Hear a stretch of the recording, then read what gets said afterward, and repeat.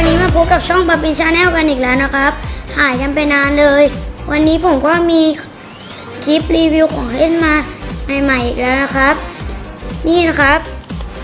คือ Big Monster Slime นะครับอันนี้จะเป็นตัวมอนสเตอร์ทั้งหลายนะครับนี่นะครับแล้วก็ข้างในก็จะมีสลามนะครับผมอยากได้ตัวนี้มากๆเลยเดี๋ยวเราไปดูกันนี่นะครับก็ข้างในก็จะเป็นตัวชักโครกแบบนี้ครับแล้วก็มีฝาแล้วก็มีที่กดชักโครกผมแกะเรียบร้อยแล้วนะครับนี่ครับเปิดมาข้างในก็จะมีแบบนี้นะครับเพื่อนๆต้องแกะกันไว้ก่อนนะครับนี่ครับมันยืดมากๆเลยครับดูครับโอเคครับเดี๋ยวเราไปดูมอนสเตอร์กันเลยเดี๋ยวเราจะมาจับกันนะครับเพื่อนๆลองทายว่าจะได้ตัวอะไรกันบ้างในนี้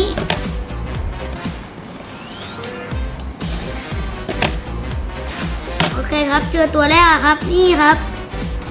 ตัวที่ผมอยากได้เลยครับนี่ครับนี่เดี๋ยวเรามาแกะให้มันดูเรียบร้อยกันเถอะครับ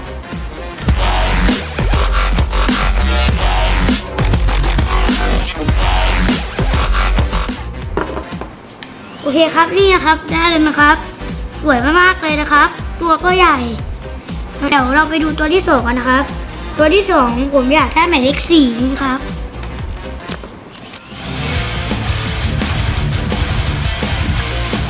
ไม่ได้เลข4ครับแต่ได้เป็นอีกตัวหนึ่งนี่ครับตัวนี้ครับคล้ายๆกันเลย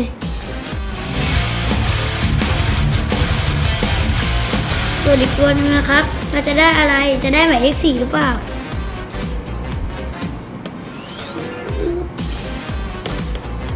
ได้ไปแล้วนะครับ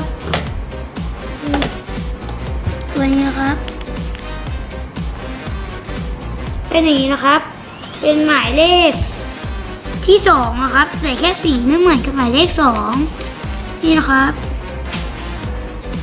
เราก็ได้มา3ตัวแล้วนะครับมีแค่นี้แหละครับข้างในที่เหลือก็จะเป็นสลามสีทองนะครับนี่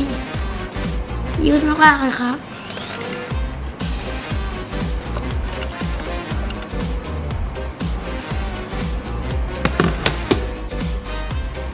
โอเคครับเพื่อนๆชอบกันไหมนะครับถ้าอยากเล่นก็ไปหาซื้อมาจากเซเว่นได้นะครับสำหรับวันนี้ผมขอลาไปก่อนอย่าลืมติดตามช่องปาปินชาแนลกันนะครับขอบคุณครับ